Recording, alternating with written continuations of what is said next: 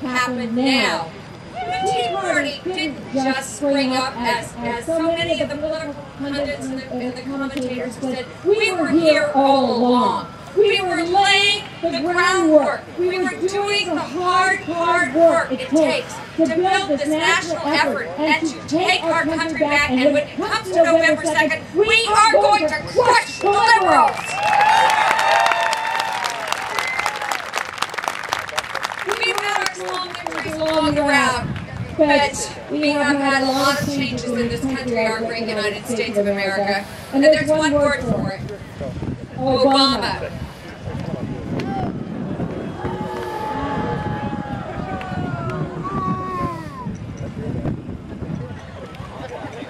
Oh, shut up! Reset 2010. I said shut up!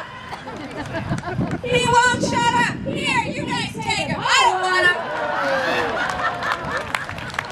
I don't have to read through the litany of evils of this man and the Pelosi-Reed agenda and what it has done to America. If you give progressive reins to the power in this country, they don't just drive America off the cliff and into the creek. They stand on our throats as we gasp for oxygen. If we brought back the old Jimmy Carter Index, Misery Index, you remember that? The numbers would skyrocket right off the charts. The Democrats have shackled us with higher taxes, no choice at all for our schools and for our children. And they have socialized our society. They have hurt families with their misguided ideas. They continue to do so every day, and they do it for one reason, and one reason only: power. Power. Their power. And as Nancy Pelosi marches around with her oversized ego and her gavel, stealing American taxpayers' dollars so that she can fly her children and her grandchildren in this beautiful jet that the American government has provided her, we know that America is tipping. We are at the tipping point. But what Pelosi, Reed, and Obama didn't count on was all of us waking up in time for November. Remember when Japan bombed Pearl Harbor and the Japanese Admiral Yamamoto said, "I'm afraid we have woken a sleeping giant"? That was not the first time in American history that the giant has been awakened. When the American colonists had enough taxes and big government doled out by England, they revolted. The Boston Tea Party is a symbol of that great revolution. When Obama took the helm of the greatest nation to ever exist on earth and began chipping away at our American liberties and freedoms through taxes, through forced nationalized health care, and a weakened national defense, the people rose up again. The Tea Party was revived as a symbol of the revolution that we're seeing in the 21st century. And by your very presence here today, you are part of a change that we can really believe in. That change will take us back to our founding fathers, change that will tell our children, yes, the United States is the best damn country in the world. We are responsible and proud Americans. We know that government has overstepped its boundaries as outlined by our Constitution. On July 4, 1776, our forefathers said, who were willing to die for our America, signed the Declaration of Independence and said, among other things, all men are created equal. And that means that neither President Obama nor Harry Reid has the right to step on our rights. And though they might believe they give us commoners our rights and they can force us to buy health care, our founders were very clear that we were all endowed with our Creator with certain unalienable rights. And those rights, of course, include life, liberty, and the pursuit of happiness. There's no guarantee, folks, that we will be happy, but we have the right to pursue it. We do have the right to liberty, and to millions who have given their lives for us to enjoy our freedom, we are profoundly and forever grateful. All of you United States military men and women, please stand up now so that we can salute you. Stand up. Stand up and be proud. Stand up and we will always stand up for you. We'll awaken all of you from out there who have given so much and sacrificed so much. We thank you. Leah, God bless you. I know you're out there. I see you. I see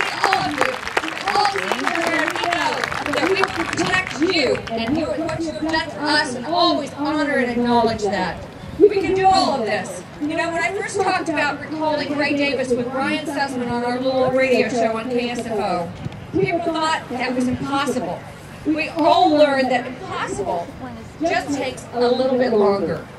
Stay determined.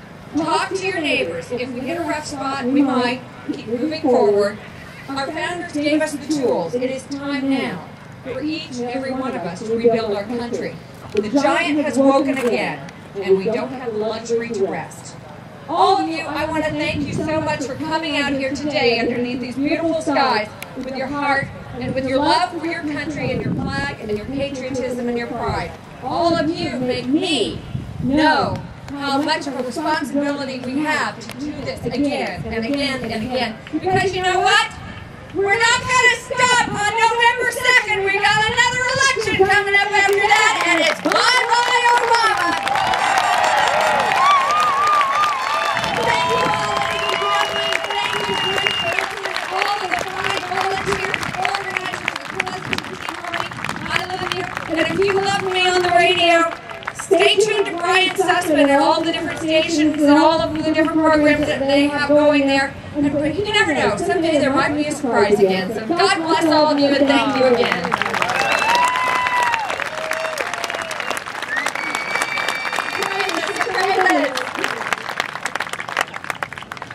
All right, ladies and gentlemen, it is my pleasure to introduce to you Mr. Antoine Miller. He's married and the father of 3. And the senior pastor and teacher at Chosen Vessels Church in Alameda. He's a co-host of After Dark on KFX, heard here locally on 1100 AM, 9:30 to 11:30 PM.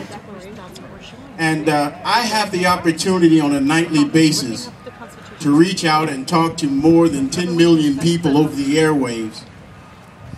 And every night is a different night as we're talking about the issues that affect us where we live, work, and worship. But there has been nothing that has made me more nervous than to come and to stand before you, and at the same time more comfortable knowing that I'm standing with some people who want to see real change in our country after years and years of seeing the same people tear up our communities, destroy our families, trample on our values, and make us feel like we are less than what we ought to be because we have not given into a media-driven machine that says our mindset on our shoulders and doing things with our children that we don't approve of. Where I live, I have had the opportunity to go out on the streets and to meet with families at their worst times. I have been a grief and crisis counselor, and I've gone out on the street. It's going to start with us taking ownership of the communities that we live in. And when I say taking ownership of the communities that we live in, it doesn't matter whether you're an owner or a renter of the house or the apartment that you're in, but recognizing that it is your community and you're not going to trust an outside agitator. That our children in this state do not have the same access to education that those who are moving here from other countries, and there's an agenda that's allowing them to step in front of our children and get degrees before our children when we are the taxpayers.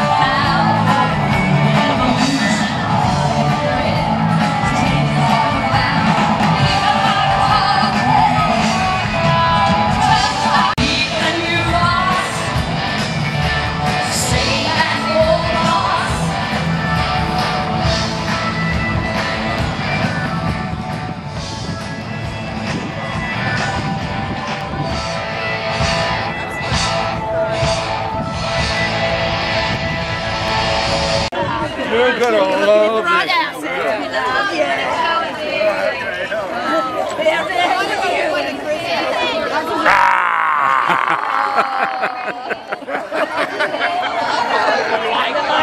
Have we met before? Get a haircut, hippie.